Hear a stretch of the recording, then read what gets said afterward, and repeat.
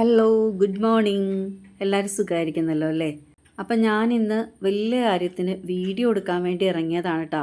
ആദ്യമേ തന്നെ എല്ലാ കാര്യങ്ങളും ചെയ്ത് കഴിഞ്ഞ് പൊന്നൂൻ്റെയും എല്ലാം എടുത്തൊക്കെ വെച്ച് റെഡിയായി കഴിഞ്ഞ ശേഷം ഞാനെന്നാൽ നേരത്തെ വീഡിയോ എടുത്തേക്കാമെന്ന് എഴുതിയിട്ട് ഇറങ്ങിയതാണേ. നല്ല വെയിലുണ്ടായിരുന്നേ കിഴക്ക് ഭാഗത്ത്. പടിഞ്ഞാറ് ഭാഗത്ത് ചെറിയൊരു മഴക്കാരൊക്കെ ഉണ്ടായിരുന്നു. പക്ഷേ ഞാൻ പുറത്തോട്ട് അങ്ങോട്ട് ഇറങ്ങി നോക്കിയപ്പോൾ ഉണ്ടല്ലോ, രണ്ട് വശവും നല്ല കരി പോലെ അങ്ങോട്ടായി. പെട്ടെന്നാണ് ഒറ്റ സെക്കൻഡ് കൊണ്ട് അങ്ങോട്ട് മഴയും പെയ്തിട്ടാ. എന്നാൽ പിന്നെ വരാന്തയിൽ നിന്നിട്ട് എടുക്കാമെന്ന് കരുതി വരാന്തയിൽ നിന്ന് എടുത്തതാണേ. ഞാൻ നിങ്ങൾക്കൊരു മാജിക്ക് കാണിച്ചു തരാം കേട്ടോ. നമ്മുടെ ഈ സ്പൈറൽ ഗാർഡനിൽ 4 സ്പൈഡർ പ്ലാന്റിന് ശേഷം ഞാനൊരു റിയോ പ്ലാന്റ് വെച്ചിട്ടുണ്ടായിരുന്നു കേട്ടോ. അപ്പോൾ ഞാൻ ഈ കഴിഞ്ഞ ദിവസം ഞാനതൊന്ന് കട്ട് ചെയ്ത് കൊടുത്തേ. അത് കട്ട് ചെയ്ത് ഒരു 3-4 ദിവസം കഴിയുമ്പോൾ തന്നെ പെട്ടെന്നാണ് അതിൽ 3ഉം 4ഉം തൈകൾ വെച്ചിട്ട് മുളച്ചു വരുന്നത് കാണുന്നത്.